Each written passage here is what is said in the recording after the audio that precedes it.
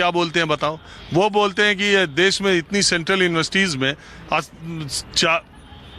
80-85% general category के लोग ही vice chancellor बने हुए हैं, सारे टीचिंग फैकल्टी में भी बने हुए हैं, और उसमें साफ साफ लिखा हुआ है कि हेड ऑफ द इंस्टीट्यूट उसमें। तो वो ये भी तो कहते हैं, और वो ये कहते हैं कि कास्ट डिस्क्रिमिनेशन हमेशा SC ST OBC के खिलाफ ज्यादा होता है, वो ये कहते हैं। और वो कहते हैं इसमें कहाँ किसी के सजा का प्रावधान है, पनिशमेंट का, इसमें तो उसको मौका है अपनी बात करें। वो जो लोग सपोर्ट में है, सर सपोर्ट में है, लेकिन एक बात आप सोचिए कि जैसे उन्होंने रूल बना दिया है, सब कुछ कर दिया है, लेकिन उसमें हमारे लिए तो कुछ किया ही नहीं है, और उससे वो डिस्क्रिमिनेशन ही करवा रहे हैं। और प्लस सजा, मतलब आप जो पूछें, क्या पूछा आपने, रिपीट कीजिए एक बार। कह रहे हैं कि उसमें पनिशमेंट तो बताया नहीं है, पनिशमेंट तो हेड ऑफ द इंस्टीट्यूट या वो इक्विटी कमेटी लेगी। आपने अगर पहली बात, लोगों को UGC प्रॉब्लम ये हो रही है क्योंकि जनरल कैटेगरी के लोग वो बोल रहे हैं कि स्वर्ण सीट पे बैठे हुए हैं, 85% सीट पे जनरल है, तो आपको भाई रिजर्वेशन मिल रहा है। अगर आप रिजर्वेशन के बाद भी अगर स्वर्ण सीट पे नहीं बैठ पा रहे हैं, हाई लेवल सीट्स पे नहीं बैठ पा रहे हैं, तो आप लोग को शर्म आनी चाहिए कि आपको।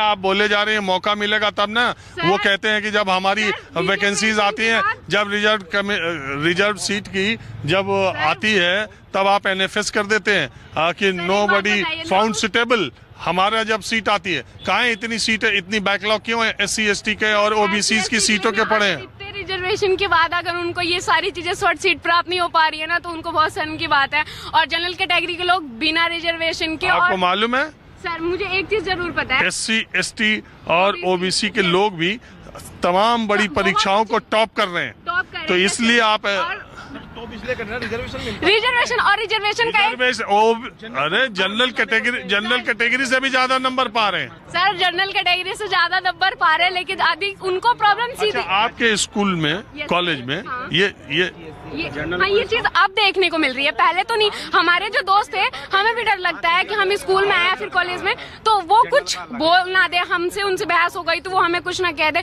इस वजह से हमें प्रॉब्लम हो रही है, बाकी कोई प्रॉब्लम नहीं हो रही है हमें।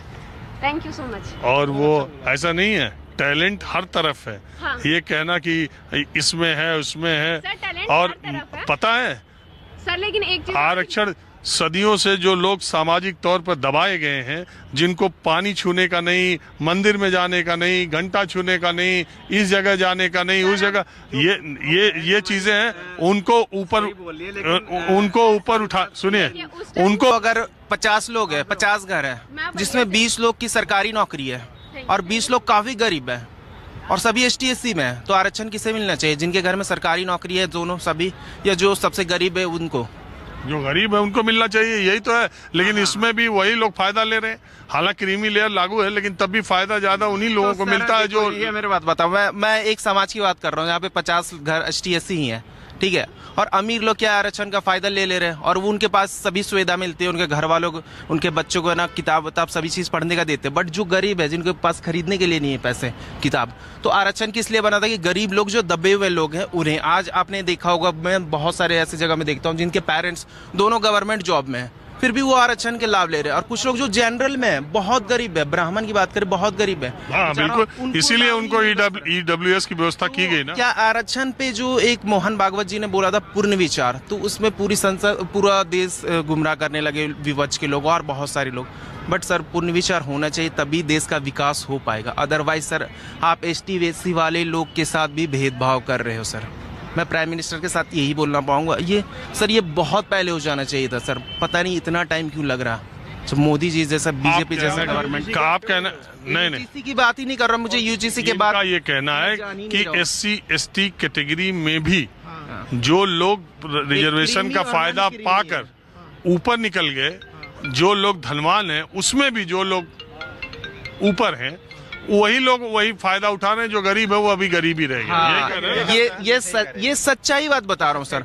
आप, मैं बोल रहा हूँ, आप ये ना बोला ब्राह्मण है, राजपूत है, भूमियार है, वो बहुत गरीब है। मैं जात पात की बात ही नहीं कर रहा हूँ। जात बना कैसे सर? कोई काम कर रहा था तो वो जाति बना। मैं OBC से बिलोंग करता हूँ, और ये जो एग्जामिनेशन होते हैं वो बहुत ज्यादा फायदा नहीं होता है, 10-20 नंबर का डिफरेंस होता है, 5-10 नंबर को, उन्हें भी काफी टफ होता है। बट सर, आरक्षण पर पुनः विचार होना चाहिए, ताकि सभी को, कोई पैदा होता है ये नहीं जानता कि वो कौन सी जात से क्या है, नहीं है सर। अगर वो गरीब है तब उसे आरक्षण मिलना चाहिए, गरीब को आरक्षण मिलना चाहिए, ना कि जाति को देखकर सर। मैंने एक कहीं पे पढ़ा था और सुना था, एक लड़की थी। यार तो संविधान में जो है सामाजिक आधार पर आरक्षण की व्यवस्था की गई ना, आर्थिक आधार पे तो अभी जुड़ा। घर बना रखा था तो आपने उसे चेंज किया कि नहीं, डेवलपमेंट किया कि नहीं? टाइल्स वही बात कर रहे हो, उस पर चर्चा होती रहती, तभी तो EWS आया। आप पंडित जी क्या कह रहे हो? कोई भी सुविधा जिसे रियल में जरूरत है, जिसे वास्तव में जरूरत है, नौकरी हो चाहे घर की जरूरत हो, गरीबी, जनरल से OBC से नहीं होना चाहिए। वो होना चाहिए जिस स्थिति देख के, उसकी स्थिति सिचुएशन क्या है कि वो किस कैटेगरी में है। पंडित भी बहुत गरीब हैं और OBC भी बहुत रईस हैं। अगर आप कहीं भी छोड़िए ये अमेरिका भारत की डील के बारे में, बजट के बारे में और नरवणे जी की किताब के बारे में कुछ जानते हैं? हाँ बिल्कुल जानते हैं। किसके? जो इन्होंने किताब के लिए उठाया था जब उनके पास प्रूफ नहीं था, जब वो इन्होंने अप्रूवल ही नहीं मिली थी उसकी और वो इन्होंने मार्केट में उतार दी, तो उसके लिए तो गलत था, उन्होंने दिखा दिया। लेकिन बाद में वो फर्जी किताब मानी जाएगी जब अप्रूवल नहीं है उसकी। अप्रूवल थोड़ी हुई है किताब वो। तो इस मुद्दे को लोग, आम लोग कैसे देखते हैं? देखो इस बारे में मुझे भी बहुत जानकारी नहीं है, लेकिन बाकी लोगों को भी इसकी जानकारी कम है। और कोई बात है तो बताइए। चलिए ठीक। माहौल क्या है, मैं बस आज इतना ही।